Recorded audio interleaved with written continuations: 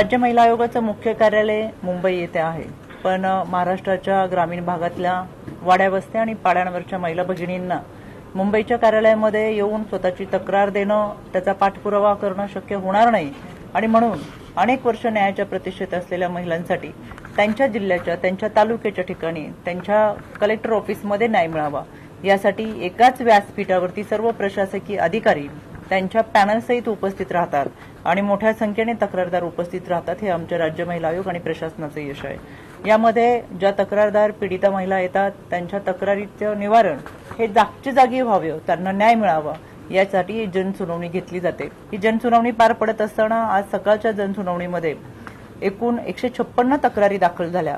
या तक्रारींमध्ये वैवाहिक आणि कौटुंबिक अशा 115 तक्रारी आहेत, सामाजिक समस्या 19 आहेत, मालमत्ता व आर्थिक समस्या या 15 आहेत, कामाच्या ठिकाणी होणारा लैंगिक छळ याच्याबाबत कोणतीही तक्रार नाही, त्याचबरोबर इतर तक्रारी आहेत त्या 7 आहेत। अशा एकूण 156 तक्रारी आजच्या जनसुनावणीमध्ये आल्या।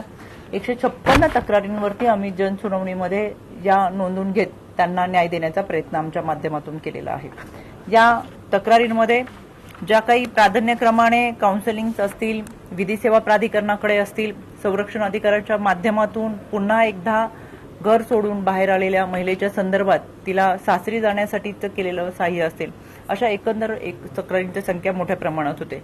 या 3 दिवसाच्या जनसुनावणीमध्ये मला प्रामुख्याने एक गोष्ट जाणवती, ती म्हणजे दिवसेंदिवस वाढत जाणारी कौटुंबिक हिंसाचाराच्या घटना। यामध्ये कोविड कालावधीनंतरचं वाढलेलं प्रमाण हे मोठ्या प्रमाणात होतं आणि त्यानंतर सुद्धा आजही हे प्रमाण आपल्याला प्रामुख्याने मोठ्या प्रमाणात दिसतं। या खऱ्या अर्थानं या समाजाचा पाया ही कुटुंब संस्था आहे।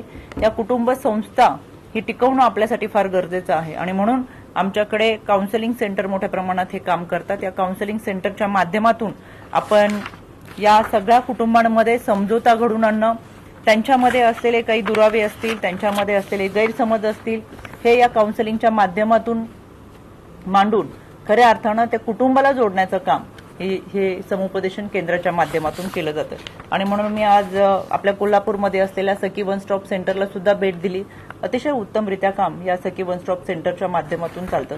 वन स्टॉप सेंटर म्हणजे एका छतामध्ये, एका छताखाली ज्या पीडिता असतील, तक्रारदार असतील, अर्जदार असतील यांच्यासाठी त्यांची तक्रार दाखल करणं, तक्रार दाखल केल्यानंतर ती पोलीस स्टेशनपर्यंत घेऊन जाणं, संबंधित व्यक्तींचे समुपदेशन करणं, त्यांचं मेडिकल करणं किंवा त्यांना वैद्यकीय मदत देणं, एकंदर अशा सगळ्या बाबी ह्या एकाच छताखाली होतात।